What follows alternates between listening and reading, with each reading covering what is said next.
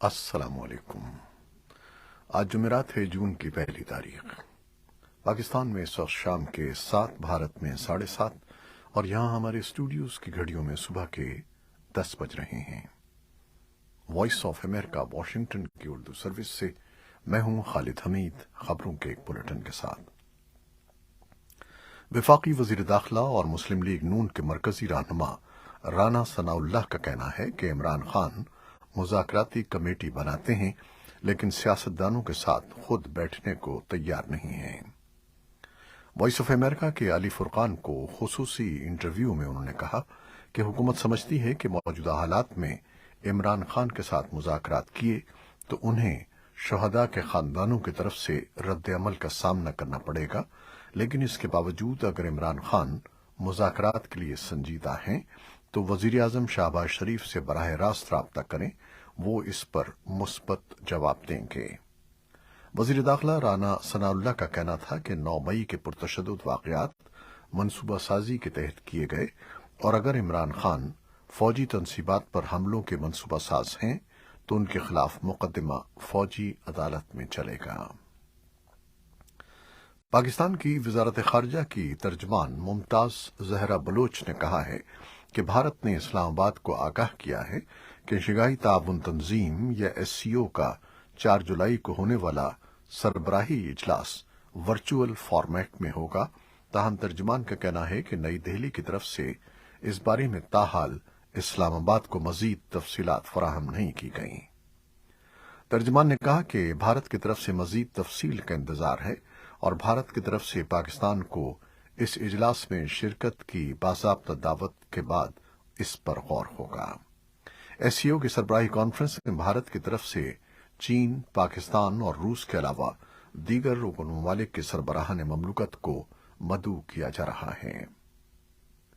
پاکستان نے جمعرات کو کہا کہ اس کے 2 فوجی اس وقت ہلاک ہو گئے جب ایران کی سرحد کے ساتھ ایک سیکیورٹی چوکی پر دہشت گردوں کے ایک گروپ کے حملے کی زد میں آ گئے۔ ایک فوجی بیان میں کہا گیا ہے کہ باقیوں کا حملہ صوبہ بلوچستان کے سرحدی ضلع کیچ میں ہوا۔ پاکستانی فوجیوں نے فوری جواب دیا اور حملہ آوروں کو پیچھے دھکیل دیا۔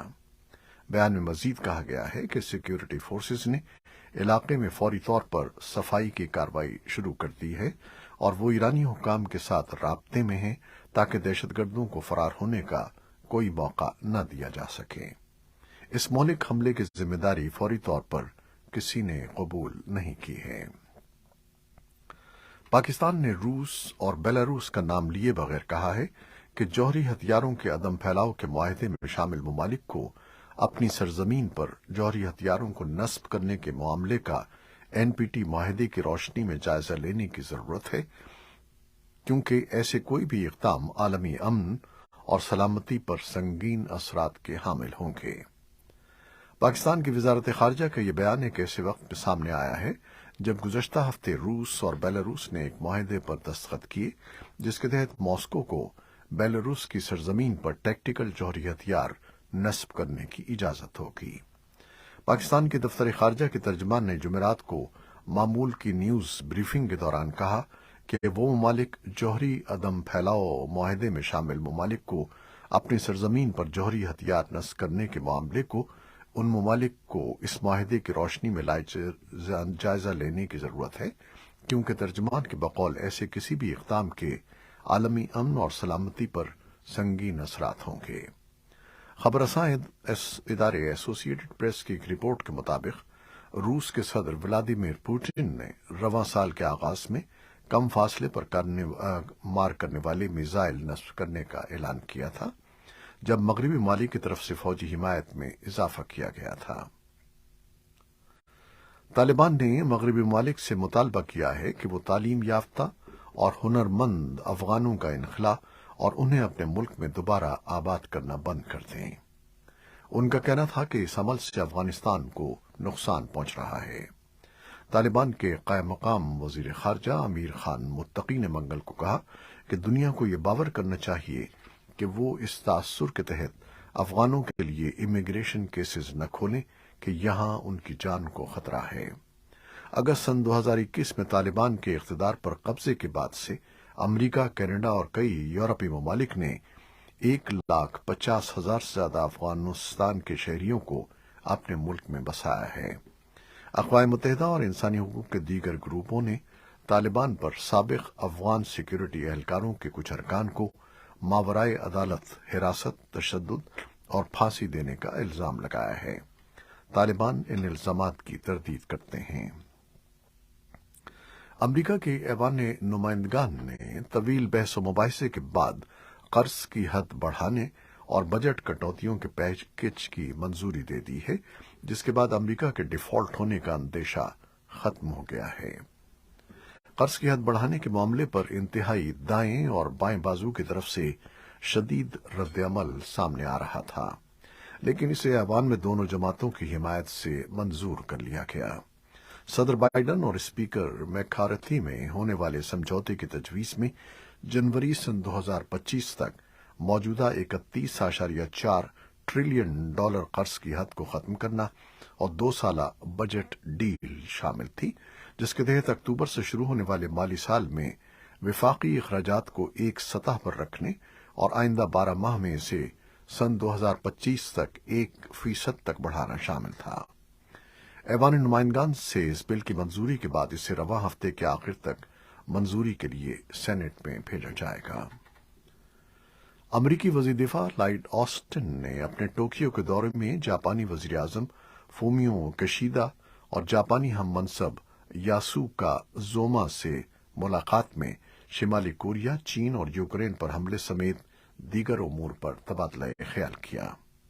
آسٹن شنگری لا ڈائیلاگ دفاعی مذاکرات کے لیے سنگاپور جانے سے پہلے جاپان کا دورہ کر رہے تھے۔ لائیڈ آسٹن نے چین کی جانب سے سنگاپور کی سیکیورٹی کانفرنس میں ملاقات کی پیشکش سے انکار کو افسوسناک قرار دیا ہے۔ لائیڈ آسٹن نے دورہ جاپان کے دوران صحافیوں سے باتیں کرتے ہوئے کہا کہ غیر معمولی صلاحیتوں کے حامل ممالک کو بحرانوں سے نکلنے اور حالات بے قابو ہونے سے روکنے کے لیے ایک دوسرے سے بات چیت جاری رکھنی چاہیے۔ رواں ہفتے پینٹاگون نے ایک بیان میں بتایا تھا کہ امریکہ نے سنگاپور میں ہونے والی سیکیورٹی کانفرنس میں چین کو وزیر دفاع لائیڈ آسٹن کی ان کے چینی ہم منصب سے ملاقات کی پیشکش کی تھی، جسے چین نے مسترد کر دیا۔ یوکرینی حکام نے کہا ہے کہ جمعرات کو یوکرین کے دارالحکومت کیف پر ایک روسی میزائل حملے میں کم از کم 3 افراد ہلاک اور 10 زخمی ہو گئے ہیں۔ یوکرینی فوج نے کہا کہ اس نے روس کی طرف سے داغے گئے کم فاصلے تک مار کرنے والے تمام میزائلوں کو روک دیا۔ مغربی روس کے بیلگو راڈ کے علاقے کے گورنر نے کہا کہ شپکینو قصبے میں جمعرات کو رات گئے گولہ باری سے متعدد افراد زخمی ہوئے۔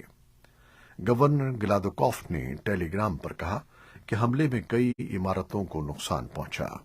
انہوں نے یوکرینی فورسز پر ان حملوں کا الزام لگایا ہے۔ نیٹو کے وزرائے خارجہ جمعرات کو اوسلو میں جمع ہوئے تاکہ یوکرین کے لیے اپنی حمایت بڑھانے کے ساتھ ساتھ فوجی اتحاد میں شامل ہونے کی یوکرین کی خواہش پر تبادلہ خیال کیا جا سکے۔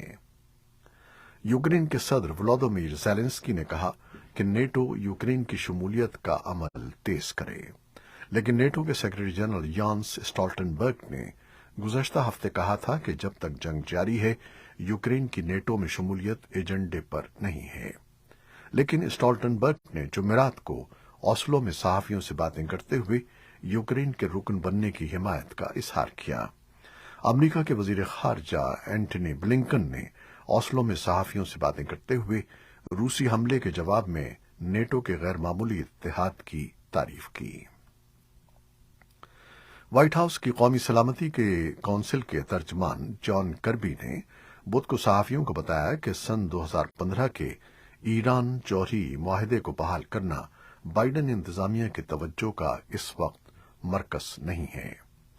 کربی نے کہا کہ امریکہ اس بات کو یقینی بنانے کے لیے پرعزم ہے کہ ایران جوہری ہتھیار حاصل نہ کرے، اور صدر جو بائیڈن اب بھی اس بات پر یقین رکھتے ہیں کہ اس کا سفارتی حل انتہائی بہتر ہوگا۔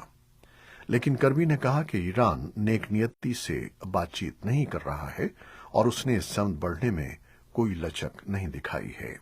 کربی نے کہا کہ وائٹ ہاؤس میں اس مسئلے کو ترجیح نہ دینے کی ایک وجہ ایران میں اندرونی کشیدگی ہے اور ساتھ ہی یوکرین پر حملے میں اس کی روس کے لیے حمایت ہے۔